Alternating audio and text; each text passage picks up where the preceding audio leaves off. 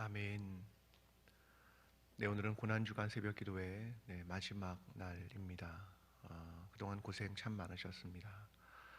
저희는 이번 한 주간 동안 주님의 아픔, 우리의 회개라는 제목으로 말씀을 나누었습니다. 오늘은 그 마지막 시간으로 옆구리의 장자국, 돌이키지 않은 죄라는 제목으로 하나님 말씀을 나누겠습니다. 오늘은 사실 어제 성금요일이었고 이제 예수님께서 죽으신 그 이후에 대한 이야기를 그래서 함께 나누고자 합니다. 오늘 성경에 있는 그 날은 준비일이라고 이야기합니다. 이것은 안식일을 준비하는 날이라는 의미입니다. 유대인들은 이제 빌라도에게 찾아갑니다. 내일은 안식일이니 행악자들의 다리를 꺾어서 그들을 죽여 주십시오. 그것을 요청하게 됩니다. 그래서 빌라도는 2명의 행악자의 다리를 꺾게 되고 예수님의 다리를 꺾으려고 갔는데 이미 죽어 계셨습니다.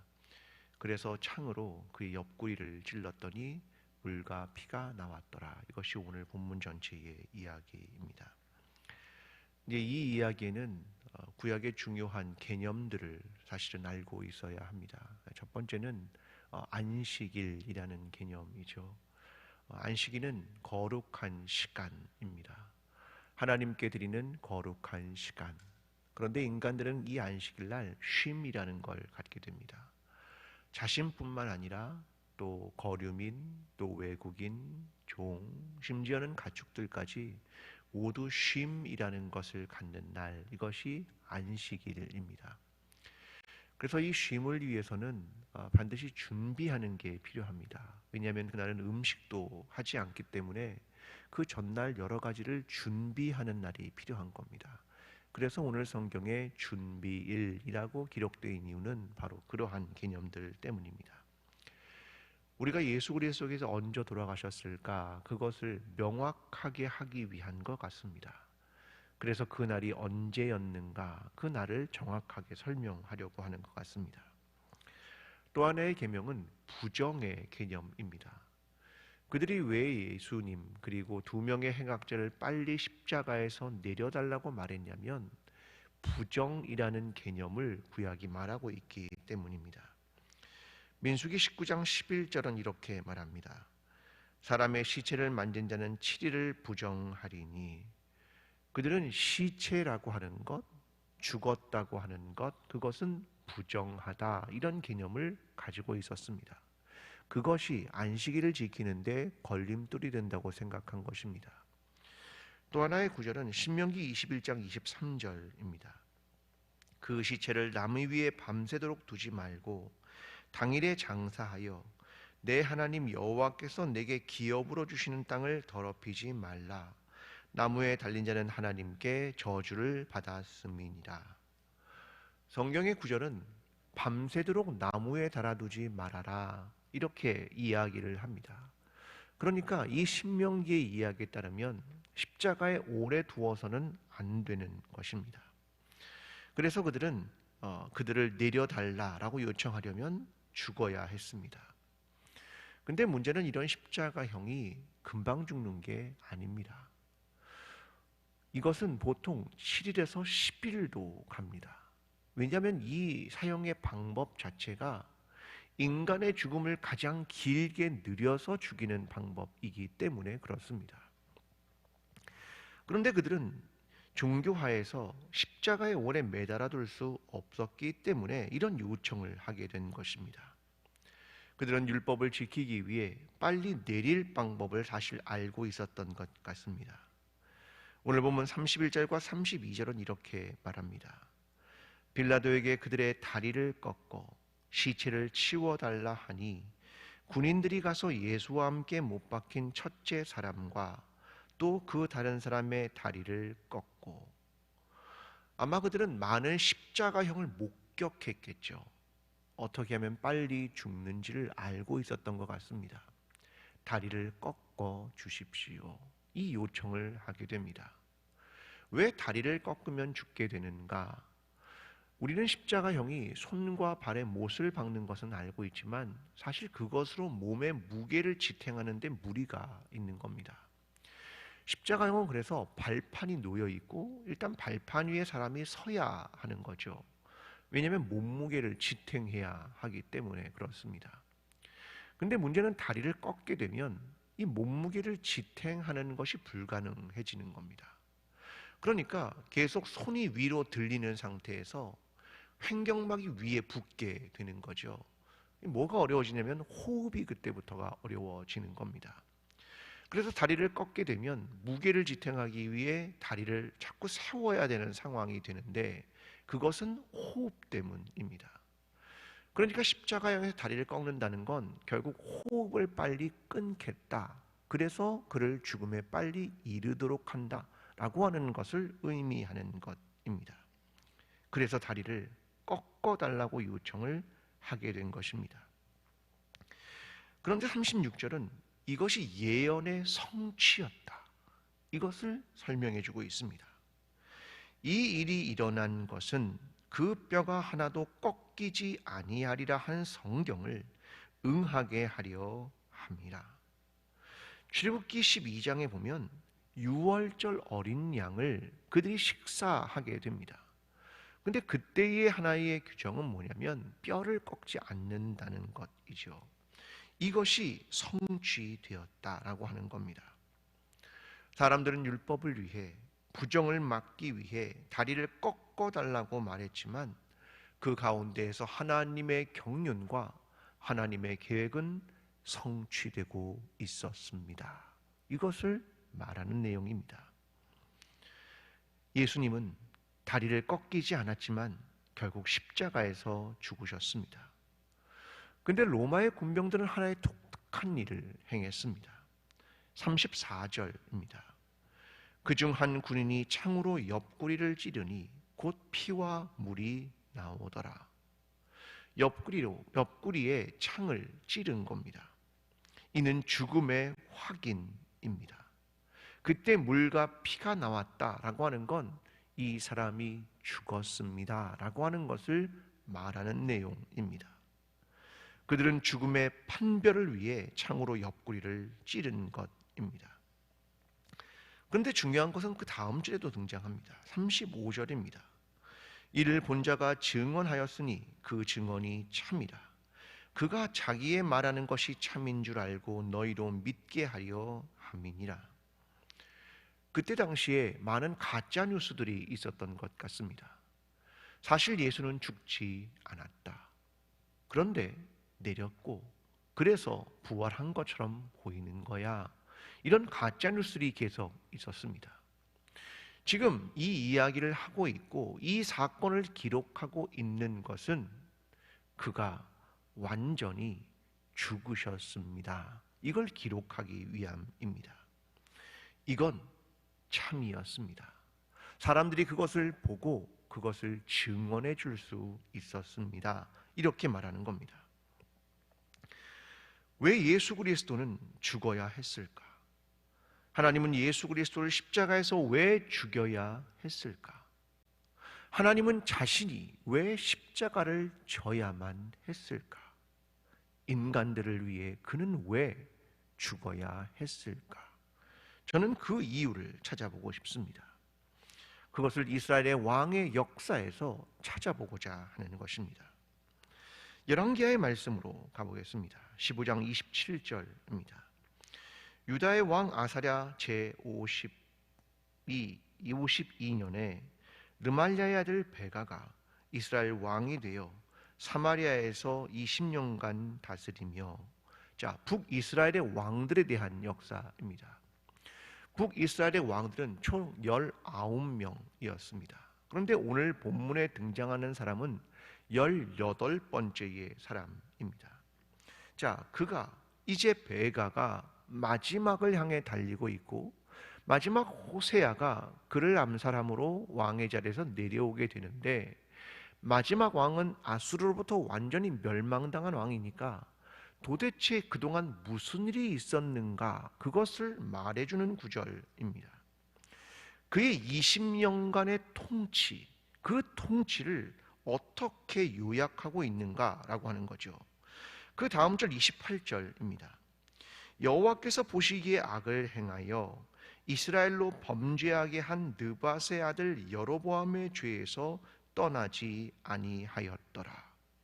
자, 하나님의 평가의 기준, 그것을 설명합니다. 그 뭐냐면 여호와께서 보시기에, 그게 평가의 기준입니다. 창세기의 구절은 여호와께서 보시기에 좋았더라, 그렇게 기록을 하죠. 근데 오늘 본문은 여호와께서 보시기에 악을 행하여, 그렇게 설명을 합니다. 그의 20년의 통치, 그 역사와 하나님의 평가는 과연 무엇이었는가를 설명하는 거죠. 그 구체적인 죄를 밝히고 있습니다. 그 죄는 여로보암의 죄, 이렇게 설명합니다. 자, 여로보암의 죄가 무엇입니까? 그는 북이스라엘의 초대 왕입니다. 그때부터 여로보암의 죄라는 말이 시작이 되는데, 그것이 과연 무엇이었나는 거죠. 자, 그의 먼저 죄는 다른 신을 만든 것입니다. 열왕기상 12장 28절 29절은 이렇게 말합니다. 이에 계획하고 두 금송아지를 만들고 무리에게 말하기를 너희가 다시는 예루살렘에 올라갈 것이 없도다. 이스라엘아, 이는 너희를 애굽 땅에서 인도하여 올린 너희의 신들이라 하고 하나는 베델에 두고 하나는 단에 둔지라. 여로보암은 정치적인 수완을 발휘합니다. 그는 금송아지 2개를 만들어서 하나는 베델과 하나는 단에 세웁니다. 그 아이디어를 아론에게서 얻었는지도 모르겠습니다. 그는 우상을 만들어서 너희의 하나님 여호와야, 그가 애굽에서 구원하신 분이지 이제 예루살렘은 갈 필요가 없어, 베델과 단에 이 신상이 있기 때문이야 라고 그가 말한 겁니다. 그뿐이 아니라 그는 산당을 짓고 보통 백성으로 제사장을 삼았습니다. 그리고 자기 마음대로 7월 15일 날 이루어질 장막절을 8월 15일로 만들면서 절기를 바꾸게 됩니다.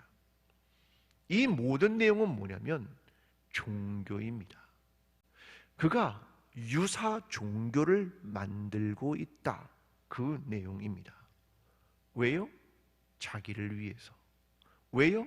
정치를 위해서, 자신의 통치를 위해서 하나님을 섬기는 것을 유사 종교로 변질시키고 있다는 것입니다. 열왕기상 13장 22절은 이렇게 말합니다. 여로보암이 2일 후에도 그의 악한 길에서 떠나 돌이키지 아니하고 다시 일반 백성을 산당의 제사장으로 삼되 누구든지 자원하면 그 사람을 산당의 제사장으로 삼았으므로 이 일이 여로보암의 집에 죄가 되어 그 집이 땅 위에서 끊어져 멸망하게 되니라. 이 구절이 말해주는 건 뭐냐면 그가 돌이키지 않았다, 그 내용입니다. 근데 여로보암뿐 아니라 자그마치 19명에 드는 북이스라엘의 모든 왕들이 이 초대 왕이었던 여로보암의 죄에서 어느 누구도 돌이키지 않았다. 그게 문제라는 겁니다. 아니, 유사 종교로부터 돌이키지 않았습니다. 왜 그랬을까요? 그냥 선대왕이 해서? 아닙니다. 편했거든요. 그렇게 하니까, 그런 정치 방법을 이용해 보니까, 유사 종교를 이용해 보니까 너무 편했습니다. 너무 유용했습니다. 내 이익을 가져오기에 너무나 편했던 방법이었습니다. 그들 어느 누구도 본질을 고민하지 않았습니다. 하나님은 누구신가? 하나님은 왜 나를 왕에 세워서 이 거룩한 소명을 주셨는가? 하나님의 백성을 정말로 다스리는 방법이란 무엇인가? 이 본질적 질문을 어느 왕 하나도 질문하지 않았다는데 문제가 있었다는 겁니다. 오직 자기의 편리와 정치, 그것이 더 중요했기 때문입니다. 여러분, 회개란 무엇입니까? 돌이키는 것 아니겠습니까? 하나님을 크게 부르는 것입니까?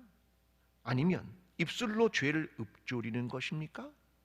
아니면 주일날 교회에 나와 참회의 기도를 드리면 되는 것입니까? 아닙니다. 회개란 돌이키는 것, 내 삶이 돌아서는 것, 이전과는 다른 삶으로, 말씀으로 돌아오는 것, 그것 아니겠습니까? 라틴어에 크레도라는 말이 있습니다. 이 말은 나는 믿습니다, 그 말입니다. 나는 믿습니다, 그 말입니다. 근데 이 말은 어떤 뜻이냐면 심장을 바친다 라고 하는 크레도라는 말입니다. 자, 심장을 바친다, 이게 어떤 말이냐면 나는 믿습니다, 그 말입니다. 하나님을 믿는다는 말은 내 의지와 생각과 감정과 내 행동, 이 모든 심장을 하나님께 바칩니다. 이것이 나는 믿습니다, 그 말입니다. 그런데 지금 북이스라엘의 왕들은 껍데기와 모양만 가지고 있었습니다. 하나님을 빙자한 모양의 금송아지와 제사장의 모양을 한 일반인과 절기의 모양을 한 다른 날을 바치고 있습니다. 그리고 백성에게 말합니다. 하나님을 경배하라. 거짓말입니다. 결국 하나님이 이용당하는 겁니다. 누구 때문에? 내 이익을 위해. 내 심장을 바치고 있지도 않으면서, 중심도 없으면서 내 이익과 욕망을 위해 모양과 형식, 그것을 바치고 있는 것입니다. 그것이 지난 수백 년 동안 모든 왕들에게 하나도 변하지 않았던 바로 그 내용입니다. 그 결과 29절, 이스라엘 왕 베가 때에 아수르 왕 디글랏 빌레셀이 와서 이온과 아벨벤 마아가와 야노아와 게데스와 하솔과 길르앗과 갈릴리 납달리 온 땅을 점령하고 그 백성을 사로잡아 아수르로 옮겼더라. 그 결과는 결국 아수르에 의해서 북이스라엘이 멸망을 당했다, 그 이야기입니다. 여러분, 우리는 두려워해야 합니다. 돌이키지 않은 죄, 이것을 두려워해야 합니다. 하나님의 심판이 결국 임할 것이다. 너의 촛대가 옮겨질 거야. 그게 이 성경이 보여주고 있는 것입니다. 우리는 간혹 생각합니다.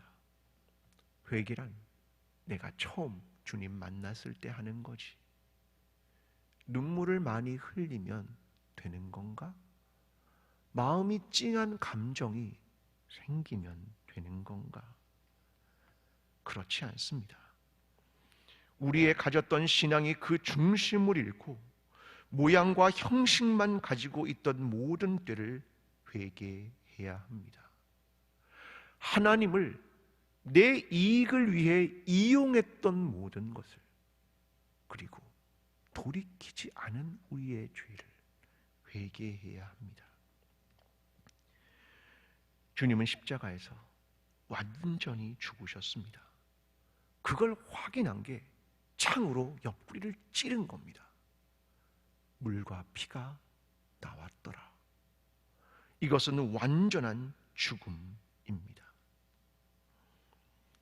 도마도 그것을 확인하고 싶었습니다. 내 손을 그 옆구리에 넣어보지 않고는 믿지 아니하겠더라. 그는 주님이 완전히 죽었다는 걸 알고 있었기 때문입니다. 그러나 더욱 중요한 것을 잊었습니다. 그건 뭐냐면 나의 죽음입니다. 죄에 대하여, 불의에 대하여 내가 죽어야 하는 것입니다. 사랑하는 성도 여러분, 부활을 꿈꾸십니까? 그렇다면 죽어야 하는 것입니다. 죽음이 없이는 부활이 없기 때문입니다. 이전의 삶과 형식적인 신앙으로부터 돌이키지 않고는 부활이 없기 때문입니다. 그대로 유지하는 한, 돌이키지 않는 한 심판이 있기 때문입니다. 오늘 우리의 욕심과 우리의 성취와 내가 편리한 무엇인가를 얻기 위해 예수 그리스도를 이용하지 마십시오. 돌이키십시오. 죄와 불의와 형식을 모두 십자가에 못 박고 완전한 죽음과 회개로 나아가는 저와 여러분의 삶이 되기를 간절히 기도합니다. 기도하겠습니다. 하나님, 나는 믿습니다. 예수 그리스도가 하나님이신 것을 나는 믿습니다. 예수 그리스도가 나의 주님이라는 사실을 내 심장으로부터 믿습니다. 주님, 우리의 죄를 용서해 주시고 돌이키게 하여 주시옵소서.